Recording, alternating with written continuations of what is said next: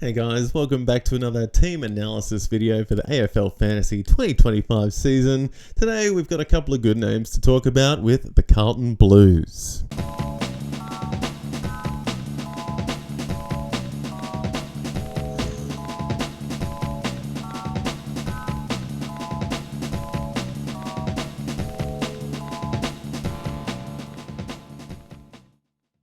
First up in my Beast section for this year, I've got Mr. Sam Walsh, who managed 19 games last year with a 106.1 average.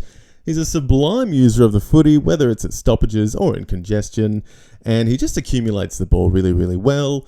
Main issue the last few years has been his annoying injury run, but when he has played 22 games in 2021, in his third year, he did average 109, so not something to sneeze at. Again, though, he has had hamstring issues in this preseason, which has set him back a month from a couple of days ago before recording this. But this seems to be a trend with Walsh the last few years, and my feeling is it's only a month. Hopefully he's back early in the season, if not for round one. And yeah, I do think he's still a top 10 midfielder this year, if he can stay on the ground. So a risky one with this recent news, but if you're willing to take a chance, could pay some dividends. Second beast off the bat here is the big man up and coming at the Blues, Tom De Koning. He had a breakout year last year, improving his average by over 20 points, but he does have Mark Pittonet there as a backup, and depending if he plays or not really does determine if De Koning gets an 80 or if he gets 110 plus. So in round 11 last year, De Koning was handed the keys to the ruck mantle and went on to average 109.5 over the next 6 rounds until his season-ending foot injury and his lung issues as well. With a clean bill of health this year and a full pre-season, and the fingers crossed Voss hands him the keys again this year, I'm going to really see him having a big year if he can just keep it going, and if Mark Pittonet can just stay away a bit.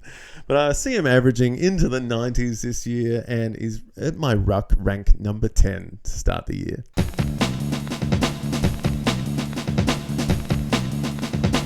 On to some breakouts and sleepers now, and I'm sure no one's forgotten about him, but Sam Docherty is down there way out of sorts on an average of 48 from one game. Ever since 2016, Docherty has been a 90 plus defender average at minimum. He's a fantastic leader on and off the field, and unfortunately has been off the field a lot over the years. He came back for the elimination final at the end of last year after having that ACL injury that he did at the start of the year. So he should have a full preseason this year under his belt before the opening round.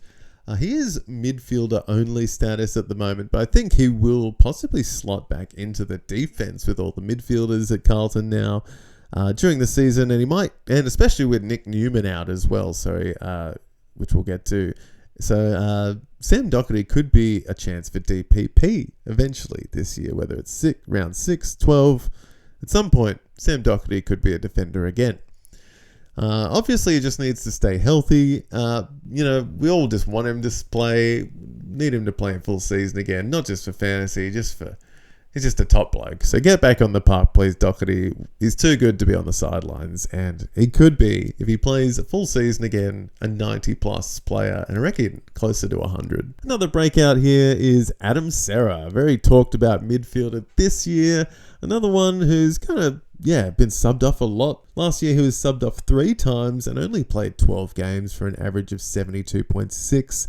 The 3 years before that, he was averaging between 87 and 96 each year and played a decent amount of games. Obviously, the main issue is his body, so who knows what he could do if he does play a full season.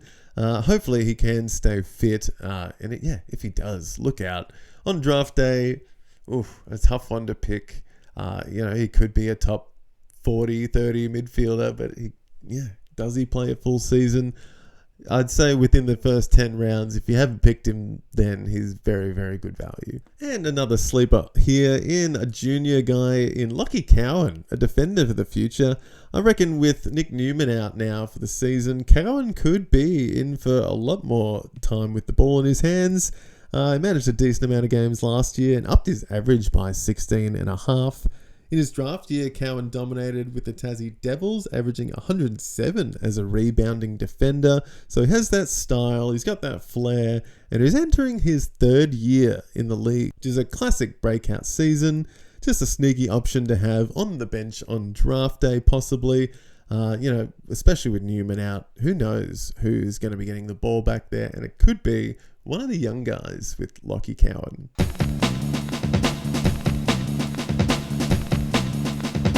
And a rookie from last year's draft in Jagger Smith is the main man for the Blues this year, and someone to think about as the draft goes on in your leagues. He's just an absolute jet of a midfielder in his bottom age years, all the way through till he got drafted. He was averaging 110, 115, having some huge games in under 18 levels. I think he's going to bring that straight into the Carlton Blues come round one, and he genuinely could be a 90-plus fantasy player this year if he just gets in and gets stuck in, because you just can't keep the ball out of this guy's hands, and just a massive accumulator of the ball. So there's no stopping him for the future, especially if one of the big blue midfielders goes down. He's going to be getting the ball heaps. So put him right up your draft ranks, and yeah, even a M5 or something, or M4, like he could be big.